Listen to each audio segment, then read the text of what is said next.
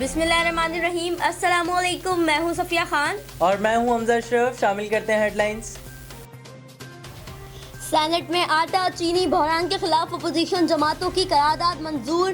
قرارداد میں کہا گیا ہے کہ سینٹ ملک میں آٹا چینی بحران کی مذمت کرتا ہے. آٹا اور چینی بحران نے غریب عوام کی کمر توڑ کر رکھ دی. حکومت کا غیر سنجیدہ رویہ نااہلی واضح ہوتی ہے. حکومت کی عوام کو ریلیف فراہم کرنے میں ناکامی واضح ہوتی ہے.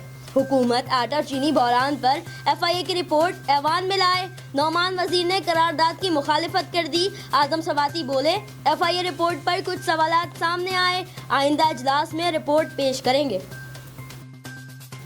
جب تک افغانستان پناہ گیر واپس نہیں جاتے انتہا پسندی کے خاتمے کی ضمانت نہیں دی جا سکتی. وزیر اعظم نے سیکریٹری جنرل اقوام متحدہ کو بتا دیا. افغان مہاجرین پر انٹرنیشنل کانفرنس خطاب کرتے ہوئے عمران خان نے واضح کر دیا پاکستان میں دہشت گردوں کا کوئی محفوظ ٹھکانہ نہیں. یہ بھی کہہ دیا بھارتی متنازع قانون سے پاکستان کے لیے مہاجرین کا بہت بڑا مسئلہ پیدا ہو گیا. بھارت میں سیاست کے لیے لوگوں کو تقسیم کیا جا رہا ہے. 1 ارب سے زائد آبادی والے ملک پر انتہا پسندوں کا قبضہ ہو چکا. بی جے پی لیڈر مسلمانوں کو پاکستان جانے کو کہتا ہے. مودی اس فلسفے کو پروان چڑھاتا ہے. حالات سنگین ہونے سے پہلے دنیا نوٹس لے. وزیر اعظم عمران خان کی زیر صدارت اشیاء ضروریہ کی قیمتوں سے متعلق اجلاس. مختلف تجاویز زیر غور آئیں. عمران خان کی پنجاب اور کے پی میں قیمتوں میں کمی کے لیے اقدامات کی ہدایت. گندم کی طلب و رسد کو پورا کرنے کے لیے اہداف کو دگنا کیا جائے گا. تیل گھی کی قیمتوں میں کمی کا فائدہ عوام کو پہنچانے کا فیصلہ. شوگر ایڈوائزری بورڈ چینی کی قیمت کا تعین کرے گا. کورنگی چکرا گوٹ میں منشیات فروشوں کا گڑھ بن گیا. اسکول کے سامنے منشیات فروشوں نے اپنا ڈیرا جما لیا. علاقہ مکینوں نے ریمارکس دیے. نوجوان نسل اور معصوم بچوں سمیت کراچی کے مختلف علاقوں سے آئے.